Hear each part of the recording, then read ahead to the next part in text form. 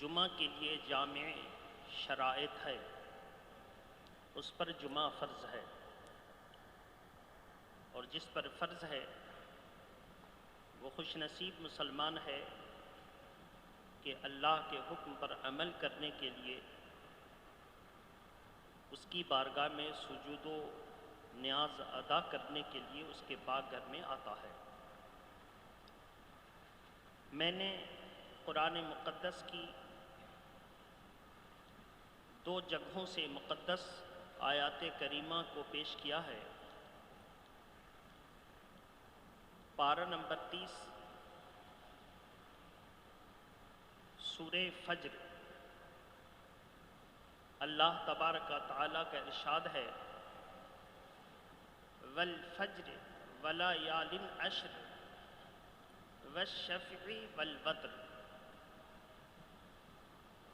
اور دوسری جگہ اللہ ارشاد فرماتا ہے واتخذ اللہ ابراہیم خلیلا، اور اللہ نے ابراہیم کو اپنا دوست بنایا۔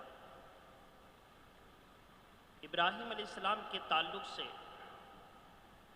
گزشتہ جمعہ کو جو گفتگو چل رہی تھی اس کا لب لباب اور اثر اور نچوڑ یہ ہے کہ ابراہیم علیہ السلام بت پرستی کے ماحول میں پیدا ہوئے،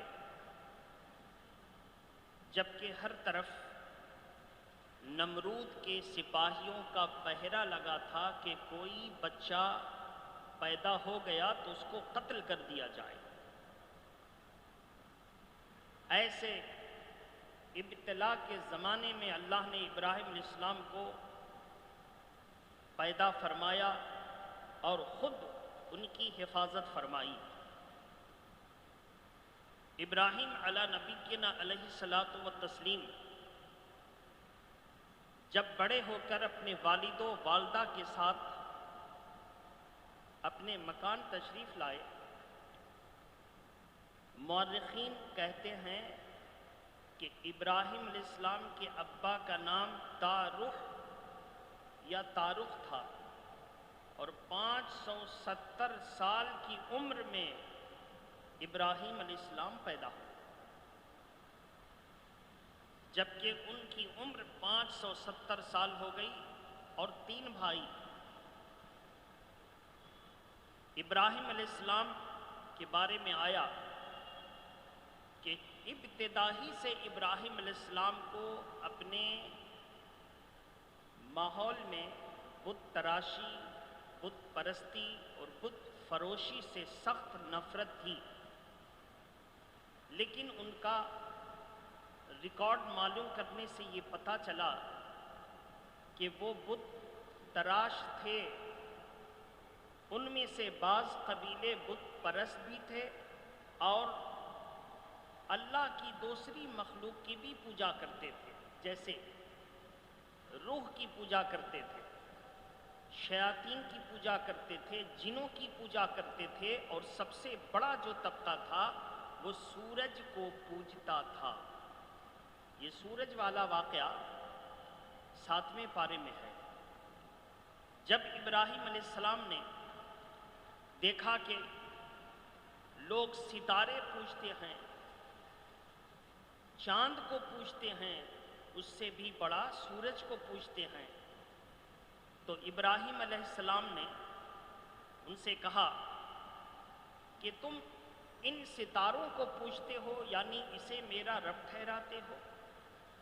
اور جب صبح میں سورج نکلا اور ستارے غائب ہو گئے تو فرما دیا فلما افلا، جو چھپ جائے، غائب ہو جائے، وہ خدا نہیں ہو سکتا۔ پھر اس کے بعد رات آئی تو چاند نکلا، لوگوں نے چاند کو پوجا۔ ابراہیم علی نبینا علیہ الصلاۃ والتسلیم نے چاند کی طرف اشارہ کر کے کہا کہ تم اسے میرا رب ٹھہراتے ہو؟ جب صبح میں چاند بھی روپوش ہو گیا تو ابراہیم علیہ السلام نے کہا، جس کو آیت کریمہ نے اس طرح پیش کیا ہے فَلَمَّا رَأَى الْقَمَرَ بَازِغَةً قَالَ هَذَا رَبِّي، یہ تو ستاروں سے بھی زیادہ بڑا، اس سے بھی زیادہ چمکتا، اسے میرا خدا ٹھہراتے ہو؟ اور جب چاند بھی چھپ گیا تو ابراہیم علیہ السلام نے کہا کہ جو چھپ جائے وہ میرا خدا نہیں ہو سکتا۔ سورج نکلا، لوگوں کو دیکھا سورج کے سامنے آسن مارے بیٹھے ہیں، سر سجدے میں رکھ کر اس کی عبادت میں لگے ہیں، سب کو جمع کر لیا اور کہا کہ تم اسے میرا خدا ٹھہراتے ہو؟ سب کی امید تھی کہ ابراہیم ایک باوقار خاندان کا لڑکا ہے، ابراہیم عقل مند بھی ہے، دانش مند بھی ہے، اگر یہ ہمارے سماج میں ہونے والے بت پرستی کے اس عمل کو قبول کر لے گا تو اس کے ذریعے سے بت پرستی، صنم پرستی، توہم پرستی، شمس پرستی، قمر پرستی، نجوم پرستی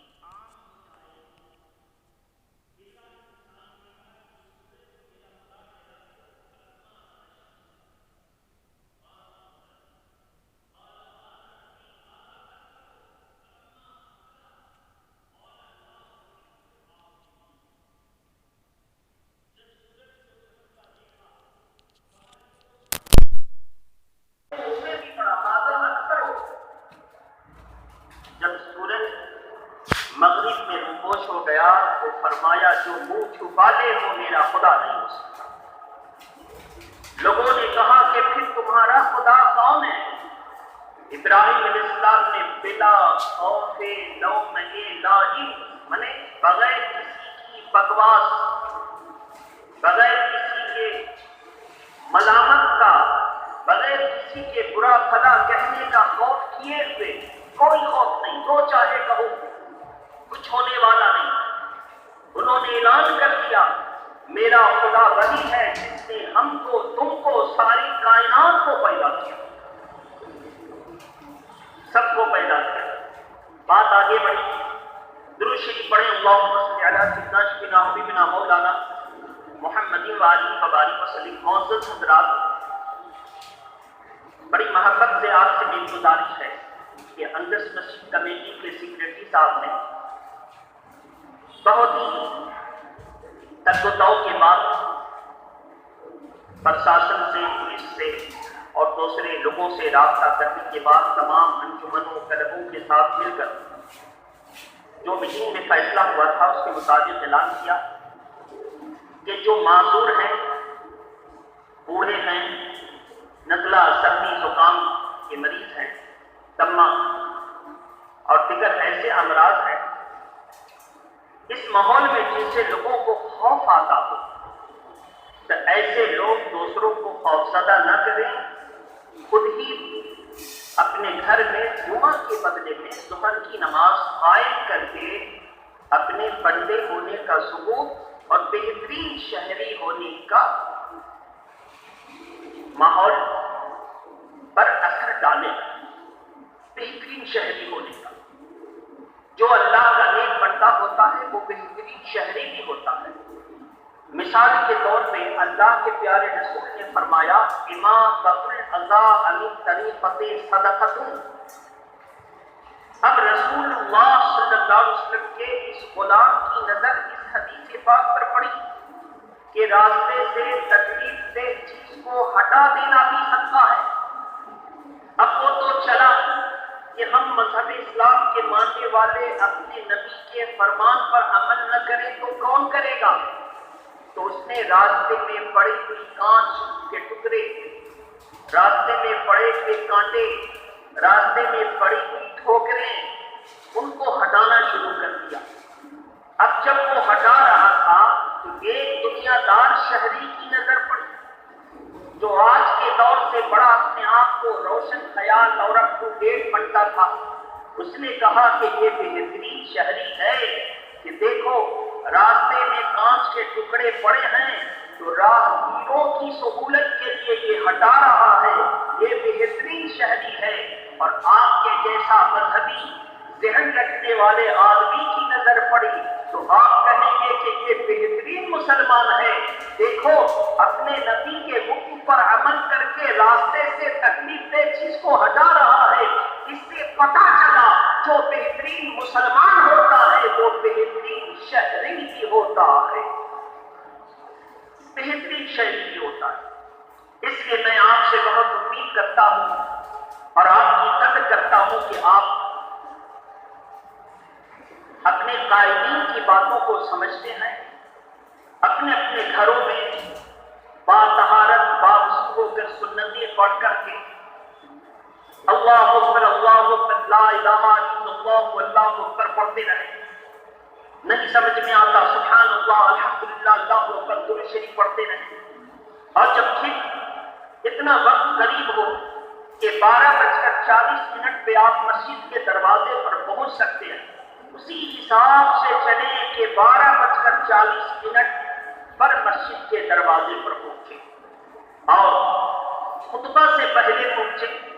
11:15 بجے خطبہ ہے، 5 منٹ کے اندر خطبہ سے پہلے پہنچے۔ کیا ہے؟ اللہ کے پیارے نبی ارشاد فرماتے ہیں جمعہ کا دن ہوتا ہے تو فرشتے اللہ کے بندوں کی کاؤنٹ کرنے کے لیے، گنتی کرنے کے لیے، شمار کرنے کے لیے مسجد کے دروازے پر آ جاتے ہیں اور اپنا رجسٹر کھول لیتے ہیں۔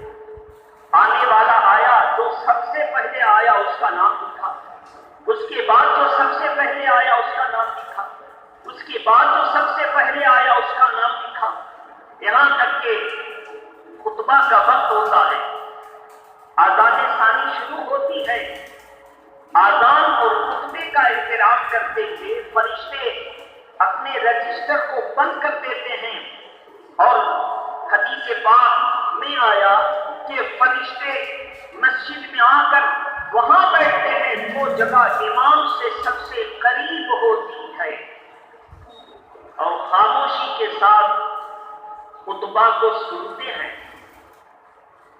خطبہ کو سننے کی دلیل کہاں سے ہے؟ فقہاء کرام نے 12 نمبر 9 سورہ آراف کے آخری صفحہ اور آخری رکوع میں یہ آیت کریمہ وہاں سے بیان کیا، وَإِذَا قُرِئَ الْقُرْآنُ فَاسْتَمِعُوا لَهُ وَأَنصِتُوا لَعَلَّكُمْ تُرْحَمُونَ۔ جب قرآن مجید کی تلاوت کی جائے تو تم سنو اور چپ رہو تاکہ تم پر رحم کیا جائے۔ اب آپ کہیں گے کہ خطبہ ہے، قرآن کہاں؟ تو اس کا جواب ہے کہ خطبہ میں قرآن موجود ہے، جب تک خطبہ میں قرآن مجید کی آیت نہ پڑھو وہ خطبہ مکمل نہیں ہوتا، مکمل نہیں ہوتا۔ تو میرے محترم بزرگ اور دوستو، اور خطبہ ہے کیا؟ اللہ کی حمد و ثنا، رسول اللہ کی تعریف و توصیف اور رسول اللہ کے غلاموں، صحابہ کرام اور اہل بیت کا اس میں ذکر ہے، ان پر درود ہے، ان پر درود ہے۔ تو یہ ہے خطبہ۔ اس سے پتہ چلا اللہ اپنے ذکر کو بھی پسند کرتا ہے اور اپنے محبوبوں کے محبوب کے ذکر کو بھی پسند کرتا ہے، اور فرشتے بھی پسند کرتے ہیں۔ اس لیے عزیزان ملت اسلامیہ، جب آپ آئیں تو خطبہ سے پہلے آ جائیں، ایک دم دروازے میں داخل تو پڑھنے اللہم افتح لی ابواب رحمتی۔ اگر کسی کو یہ دعا یاد ہے، اللہم افتح علینا حکمتک وانشر علینا رحمتک یا ذا الجلال والاکرام، تو پڑھ سکتا ہے۔ کچھ سمجھ میں نہیں آتا تو بسم اللہ الرحمن الرحیم پڑھیں اور مسجد کے صدر دروازے سے دایاں قدم رکھ کر داخل ہو جائیں، پھر ہر صفوں میں پہلے دایاں قدم رکھیں اور جو سب سے خالی جگہ مل جائے وہاں قدمی سے بیٹھ جائیں۔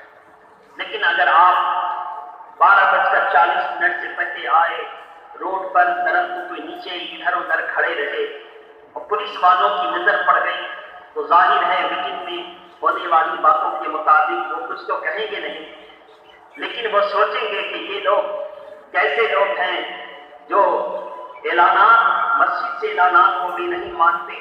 اس کا مطلب یہ ہے کہ یہ لوگ اپنا کسی کو قائد نہیں سمجھتے، راغب نہیں سمجھتے۔ اب کوئی مصیبت آئے گی تو وہ لوگ آپ کے ساتھ کچھ بھی کریں، پھر معاملہ معاملہ ایسا ہوگا کہ 2 آدمی اس طرف ہیں تو 4 آدمی اس طرف ہیں، 50 آدمی اس کی طرف ہیں تو 100 آدمی اس کی طرف ہیں، پتا چلا کہ سب کا سیرا بکھرا ہوا ہے، کوئی کسی کی مانتا ہی نہیں ہے۔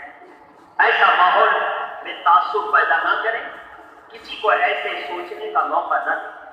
درود شریف پڑھیں، اللہم صلی علی سیدنا سیدنا حبیبنا مولانا محمد وآلہ وصحبہ وبارک وسلم۔ بہرحال تو ابراہیم علیہ السلام نے صاف لفظوں میں اس ماحول میں بھی برملا اعلان کر دیا کہ ہمارا رب وہی ہے جس نے ہمیں تم کو ساری کائنات کو پیدا کیا، اور بتوں کا تبرہ بیان کیا، بتوں کی برائیاں بیان کی، بتوں کی صحیح کنڈیشن صحیح پوزیشن کو واضح کر دیا۔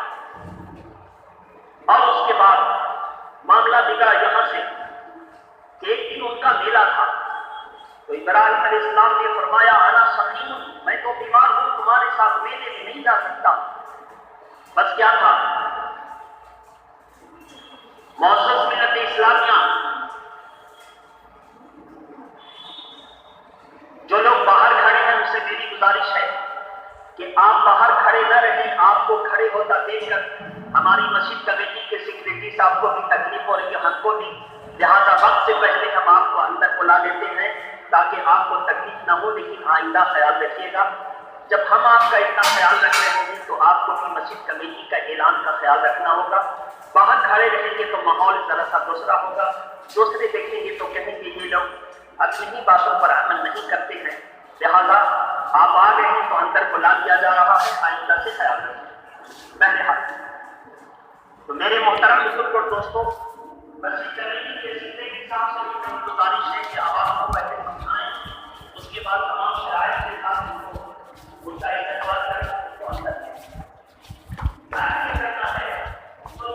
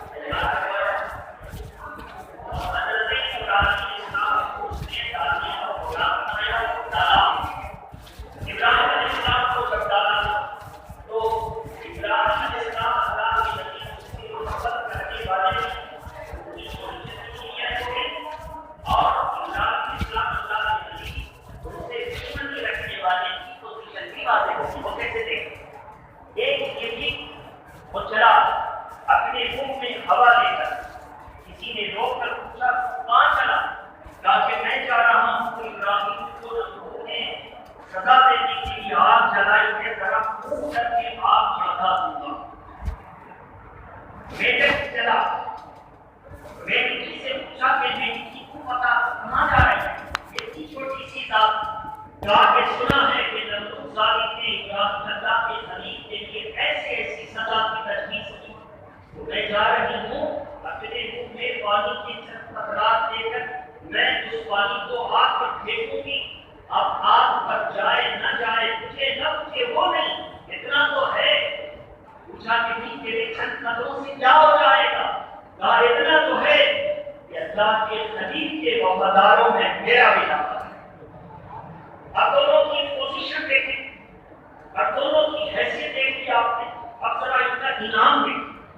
اللہ کے پیارے نبی نے فرمایا کہ بھی اور شکری دونوں اگر جن کا نام الگ ہے لیکن ان کی آپ قوت سے جب جوڑیں گے تو ان کا دین بھی ایک ملے گا. بھی اور شکری اس کو جمع دیکھو، ایک ضرب میں مارو تو 100 سوال. ایک مرتبہ میں مارا ہو اتفاق سے مر گیا، اس سے 2 مرتبہ میں مارا تو اس سے کم، اور 3 مرتبہ میں مارا گیا اس سے بھی کم مگر ثواب ملے. اب میری گفتگو کا یہ مطلب نہیں ہے کہ ہمارے نوجوان ہاتھ میں ڈنڈا لے کر ریلوے لائن کے کنارے جھاڑیوں میں چلے جائیں اور تلاش کے مارے ثواب ملے. یہ مطلب نہیں ہے. بہت سا کام ہے ایسا دنیا میں کہ ہم اس کو کریں، اور اگر ایسا کوئی موقع آ گیا کہ گرفت کا سامنا ہو گیا تو مار دیں. جتنی بھی گھر میں ہے تو اس کو ضرور مار دیں، ثواب آپ کو مل جائے گا. لیکن جا کے جنگل میں تلاش کر کے مارنا وقت کی بربادی ہے. ہم لوگ اس صورتحال سے چل رہے ہیں. پڑھنے والا پڑھے، کام کرنے والا کام کرے، کاروبار کرنے والا کاروبار کرے، اور نوکری کرنے والا نوکری کرے، اپنا بھی فائدہ پہنچائے، وقت کے لیے دوسرے کا بھی فائدہ پہنچائے. بے مطلب کے کام میں اپنے آپ کو ڈالنا نہ سکے. اس کو دھیان میں رکھیں. باہر سے آنے والوں سے میری گزارش ہے کہ اوپر کی منزل میں جگہ خالی ہوگی، آپ پہلے وہاں چلے جائیں. روڈ پر اور سڑکوں پر، میدانوں پر اور اس طرف کھڑے نہ رہیں. ایک ایسا ماحول پیدا کریں کہ لگے کہ ایک مسلمان، اور خصوصی طور پر اندرس کا مسلمان، ایک مہذب ماحول رکھتا ہے اور ایک کمیونٹی میں ہے اور ایک آواز پر سب کے سب ایک ہی جیسا کام کرتے ہیں. آپ دیکھیں ہم اور آپ آئے مسجد میں، ابھی آزان ہوگا، خطبہ بعد کی آزان ہوگی. ہم لوگ بیٹھے تھے، سن رہے تھے، کوئی کچھ کر رہا تھا، کوئی گزرا رہا تھا، کوئی کچھ کر رہا تھا. لیکن جیسے ہی آزان شروع ہو گئی سب اس نظریں جھک گئی اور سب غور سے آزان سننے لگے. یہ پیغام جاتا ہے غیروں کو کہ مسلمان چاہے آپس میں جتنا اختلاف رکھے لیکن اللہ اس کے رسول کے نام پر سب ایک جیسا ہو جاتا ہے، ایک جیسا ہو جاتا ہے. تو بہرحال اس کو ذہن میں رکھیں، آپ کو کامیابی ملے گی. ابراہیم علیہ السلام کو نمرود نے مقابلے کے لیے بلوایا. ابراہیم علیہ السلام سے فرمایا یاد تو کون ہے؟ نمرود نے کہا کہ میں پروردگار ہوں. کہا کہ پروردگار تو ہے. کہا کہ تیری حیثیت، کہا میری وہ حیثیت ہے کہ میری عبادت کی جائے، یعنی میں اللہ ہوں. ابراہیم علیہ السلام نے اس پر تم کہا اور لعنت بھی دی اور کہا کہ تو خدا نہیں ہے، میرا خدا وہ ہے جو مردے کو زندہ کرتا ہے اور زندہ کو مردہ کرتا ہے. اب یہ سننا تھا. اس نے کہا کہ اچھا تو یہ کام تو میں بھی کرتا ہوں. ایک عام آدمی کو روڈ سے پکڑ کے سڑک سے پکڑ کے منگوایا اور اس کو بلا گناہ قتل کروا دیا. ایک قیدی کو جس کو موت کی سزا ہو چکی تھی اس کو بلایا اور اس کو رہا کر دیا، آزاد کر دیا. نمرود نے کہا دیکھو جس کو مرنے کا کوئی اندیشہ نہیں تھا اس کو میں نے مار دیا، جس کے مرنے کے لیے ساری کارروائیاں شروع ہو گئی تھی میں نے اس کو چھوڑ دیا. مارتا میں بھی ہوں، جلاتا میں بھی.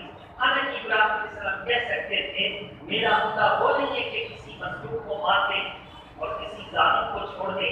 میرا وہ خدا ہے جو حقیقت میں موت و حیات عطا فرماتا ہے. لیکن ابراہیم علیہ السلام نے مسئلہ یہ اعتراض سامنے نہیں رکھا. جانتے تھے کہ یہ ہوگا ہے کم عقل نے اس کو بات کرنے نہیں آئے. ابراہیم علیہ السلام نے دوست کی بات کی تو پھر سن میرا خدا یہ ہے کہ یاتی الشمس من المشرق فاتی بها من نکالتا ہے. اگر تو خدا ہے تو سورج کو پچھم سے نکال دے. اگر تو خدا ہے تو سورج کو پچھم سے نکال دے. قرآن مجید 12 نمبر 3 میں یہ ذکر ہے. بس کھوچکتا رہ گیا, حیرت زدہ رہ گیا کہ کیا کرے. جب ظالموں کو کچھ نہیں سمجھ میں آتی تو حق والوں کو سزا دیتے. انہوں نے کہا کہ آپ تیار کرو کچھ ہو. پہلے ہاتھ وہ بینچی اور وہ گرنے کا مسئلہ آپ نے سنا. بیچاری بینچی گئی اور پانی ڈالنے کے لیے پوچھا کہ کیا ہوگا, وفاداروں میں نہ آ جائے. اب دیکھیے دونوں کی کنڈیشن. گرجی کو کیا حکم ملا, جہاں دیکھو زور سے بولے. نبی کی دشمنی کی اس کے اندر تو کیا حکم ملا, جہاں دیکھو. اور بینچی کا کیا حکم ملا, اللہ کے پیارے نبی سے پوچھا گیا یا رسول اللہ یہ پانی میں پیدا ہونے والی بینچی کبھی کبھی پانی میں مر جاتی. کہاں مر جاتی ہے, کنویں میں مر جاتی ہے. اور اس کے اجزاء جسم کے پرخچے اڑ جاتے ہیں. اور جب کوئی برتن ڈالا جاتا ہے تو اس میں اس کے جسم کے اجزاء آتے ہیں تو پانی ناپاک ہو گیا. اللہ کے پیارے نبی نے فرمایا کہ جو بینچی پانی میں پیدا ہوئی وہ پانی ہی میں مر گئی. بینچی دو طرح کی ہے, پانی میں رہنے والی ہے, خشکی میں رہنے والی. تو جو پانی ہی میں رہے, پانی میں پیدا ہو, پانی میں مر جائے, اس کا یہ حکم ہے. کیا اس کو نہ مارو, اس لیے کہ خدا سے اس کی نسبت. اور اس کا حکم یہ ہے کہ اس میں چاہے مر جائے یا سڑ جائے, اس کے پر سے ہٹ ٹوٹ جائیں, لیکن یاد رکھو اس سے پانی کے مزہ پر اثر نہیں پڑتا, پانی میں بدبو نہیں آتی. اور جب پانی کی 3 صفات, پانی میں کتنی صفات ہیں, پانی میں 3 صفات کیا, یعنی پانی کی کوالٹی صحیح ہونے کے لیے 3 باتوں کا ضرورت ہے. نمبر 1 رنگ, بے رنگ ہوگا, کیا ہوگا بول کے. نمبر 2 مہک, مہک نہیں ہوگی کسی کسی کی مہک. نمبر 3 کیسا ہوگا, رنگ مہک, اور جب منہ میں لیں گے تو مزہ. کیا کریں گے, مزہ. مزہ بھی صحیح ہے, رنگ بھی صحیح ہے, اور مہک بھی صحیح ہے. پانی کے تینوں اوصاف صحیح ہیں, پانی ایک دم کوالٹی کا. لیکن 2 اوصاف صحیح ہیں, ایک اوصاف گڑبڑ, یعنی مزہ خراب ہے, یا کسی کا رنگ آ گیا پاک, یا ایک پوری چیز جیسی بگڑ گئی. رنگ مزہ یا مہک کے 2 صحیح ہے, ابھی پانی پاک ہوگا. 2 صحیح ہے تو بھی آپ کے تالاب کا پانی دیکھیے, اس کا رنگ تھوڑا ہرا رنگ کا ہے, آپ اس میں جا کر دیکھیے تھوڑی بدبو آ رہی ہے, لیکن جب آپ پئیں گے تو مزہ کوئی زیادہ خراب نہیں. مزہ کوئی زیادہ, کبھی مزہ خراب ہوگا تو بدبو نہیں آئے گی, کبھی بدبو جیسے دریا کا پانی جب پھیلے تو مٹی کا جیسا مزہ ہو جاتا. اب جب دریا کا پانی آ جائے گا تو کیا ہوگا, مہک چلی جائے گی. یہ مہک یعنی اس کے 2 اوصاف صحیح رہتے ہیں تو پانی کیا ہوگا, تالاب کا پانی پاک ہے. کبھی تالاب کا پانی اب جس کا بھی بھرے نہ ہے, جس کا بھی نام لینا ہے وہ کا, لیکن پاک ہے کیونکہ 10 ہاتھ لمبا چوڑا وغیرہ. تو میرے محترم آپ نے دیکھا جو اللہ کے پیارے نبی سے محبت کرتا ہے, اگر وہ پانی میں مر کر سڑ بھی گیا تو پانی ناپاک نہیں ہوتا. اس لیے اللہ کے پیارے نبی سے تمام انبیاء سے محبت کرنے والا یہاں بھی پاک ہے اور وہاں بھی پاک ہے. اور جو پاک ہوتا ہے یعنی بتوں کی آلائشوں سے پاک ہوتا ہے, بتوں کے پوجنے کے ناپاکیوں سے پاک ہوتا ہے, وہ جنتی ہوتا ہے. اس کو دھیان میں رکھیں. اب جو ضرورت کی بات کرنی ہے 5 منٹ 2 منٹ میں سننے وقت تو ختم ہو گیا. جو لوگ قربانی کرنا چاہتے ہیں وہ سوچتے ہیں کہ لاک ڈاؤن کی وجہ سے قربانی نہ کر کے قربانی کی قیمت صدقہ کر دیں تو اللہ کے پیارے نبی کے فرمان کے مطابق اس دن قربانی ہی قبول ہوگی, کوئی صدقہ قبول نہیں ہوگا. لہذا آپ کو قربانی کرنی ہی ہوگی. نمبر 2 لوگوں نے کہا کہ ہمارے پاس فی الحال پیسے نہیں ہے, صاحب حساب بینک بیلنس میٹنگ سب ہے لیکن آمدنی نہیں ہے. ایسے آدمی کو جس کے پاس حیثیت تو ہے پر فی الحال آمدنی نہیں ہے, قرض لے کر کے قربانی کرے گا. کیا لے کر کے, سود پر نہیں, سود لینے کا الگ گناہ ہوگا, ہاں قرض لے کر قربانی کرے. اب اس کے بعد یہ بات ہو گئی قربانی کرنے والا کیا کرے. قربانی کرنے والا آج ہے ذوالقعدہ کی 25 تاریخ, منگل تک جمعہ سے لے کر منگل تک آپ کے پاس ہمارے پاس وقت ہے کہ اپنے بال کو کاٹ لیں، جن بالوں کو ناخن کو دور کیا جاتا ہے دور کر لیں۔ ذی-الحجہ کی چاند منگل کی رات 29 پڑھ رہے ہیں، ہو سکتا ہے 29 کا دن گزار کر اس کی شکل چاند نظر آ جائے، تو منگل تک آپ کے پاس ٹائم ہے، اپنے بال کو دور کر لیں، ناخن کو دور کر لیں، اور اس کے بعد قربانی کرنے والا جب قربانی کر لے تو اپنے بال اور ناخن کو دے دیں۔ نمبر 2، جن لوگوں کے پاس شوق تو ہے لیکن حیثیت نہیں، سلائی سچی ہے، بھوک میں نہیں، بہانہ بنا رہے نہیں ہے، بہت سارے کام کریں مگر قربانی کے لیے نہیں، تو ایسے لوگ تڑپ رہے ہیں کہ کہیں سے بھی جاتا تو قربانی کر دیتے۔ اللہ کے نبی نے ایسے لوگوں کے لیے خوشخبری سنائی کہ وہ لوگ اپنے بال اور ناخن کو 10 دن تک نہ کاٹیں اور قربانی کے دن کاٹ لیں، ان کے شوق اور اس عمل کی برکت سے انہیں قربانی کا ثواب مل جائے۔ اس کو ذہن میں رکھیں۔ آخری مسئلہ، ایک آدمی نہ کٹا سکا بال اور ناخن اور اتفاق سے قربانی کر وہ 10 دن شروع ہو گیا، اب وہ سوچتا ہے کہ صرف 10ویں تاریخ کے بعد، لیکن اگر 10ویں تاریخ رکھے گا تو اس کے بعد بالوں پر 40 دن گزر جائے گا۔ کتنے دن؟ تو یاد رہے 40 دن گزر جائے گا تو پھر مکروہ ہوگا۔ ایسی صورت میں اب وہ 10 دن کا خیال نہ رکھے، 40 دن سے پہلے اگرچہ ذی-الحجہ کی 10 تاریخ کے اندر ہو اپنے بال اور ناخن کو دور کر لے، کیونکہ بال اور ناخن کو رکھنا مستحب ہے اور 40 دن کے اندر رکھنا اور 40 دن کے بعد اس کو دور کرنا اس کے اوپر ضروری ہے۔ جب ضروری ہے تو مستحب کا مطلب مسئلہ صاف کے ہوا کہ جن لوگوں کے بال اور ناخن کو 40 دن گزر گئے اگر یہ 10 دن آ جائیں تو بھی وہ کاٹ دے، کیا کرے؟ اس کو ذہن میں رکھیں۔ اللہ تعالیٰ ہماری اور آپ کی مدد فرمائے۔ واقعہ